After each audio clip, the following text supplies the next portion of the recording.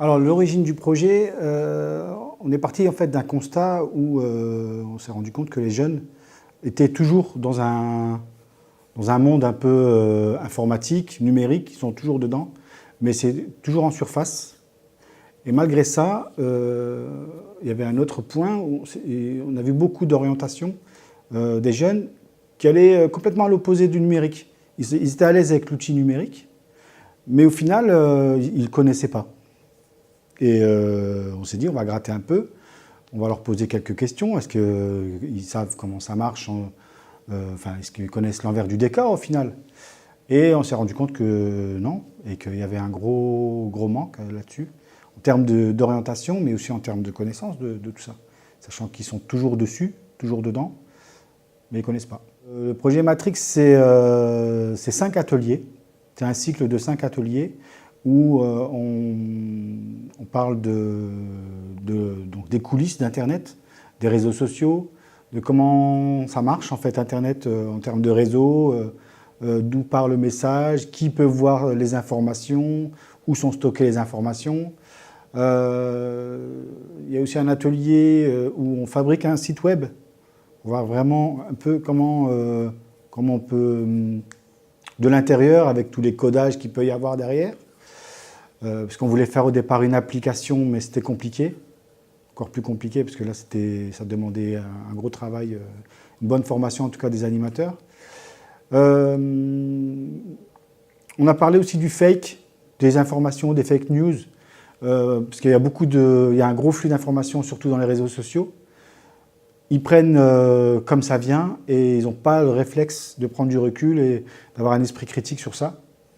Donc on a essayé de travailler tout ça, la question de la recherche de l'info, comparer, etc.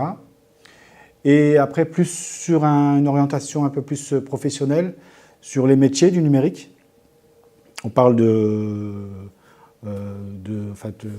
tous les boulots liés au numérique, mais qu'on a déjà entendu, designer, web, etc. Mais au final, ils oublient aussi qu'un menuisier peut aussi travailler avec du numérique, un pâtissier peut essayer de travailler avec du numérique, et 90% en gros des métiers sont liés au numérique maintenant, aujourd'hui. Et du coup, on a voulu leur montrer différents métiers où le numérique faisait partie entièrement en fait, du métier.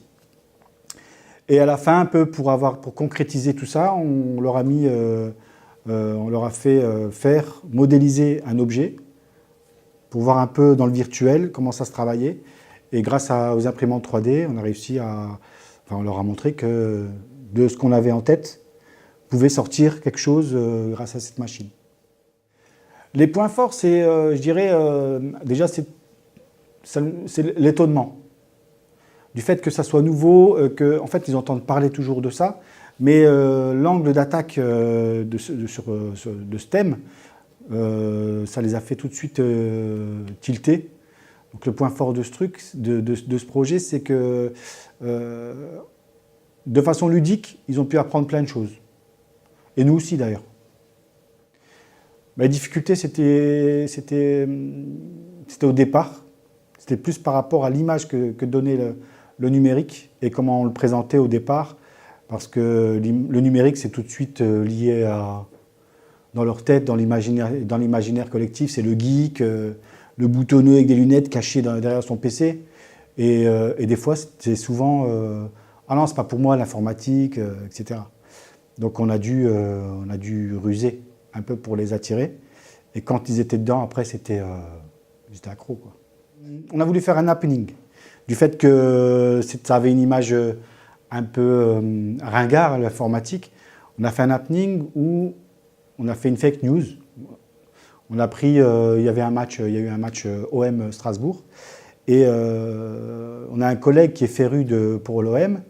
Et on a trouvé un article qui disait, oui, un supporter de l'OM a été mis à nu parce qu'il avait des places dans le camp du Racing et que pour éviter toute histoire, il fallait qu'il enlève son maillot de l'OM, etc.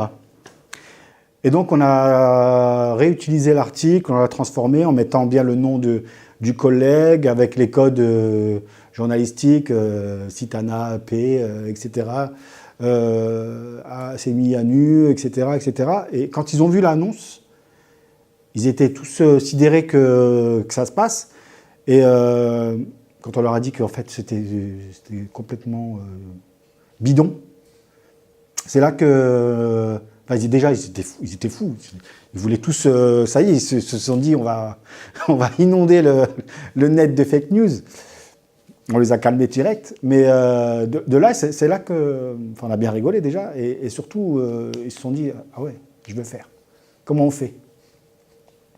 Voilà un peu l'anecdote. Après, il y a aussi sur le 3D, où on s'imagine que la pièce va se fabriquer toute seule, etc. Mais il faut quand même être un peu surveillé comme du lait sur le feu, parce qu'il suffit que la pièce bouge ou quoi que ce soit, et on retrouve un plat de spaghettis au lieu du truc qu'on avait fixé au départ.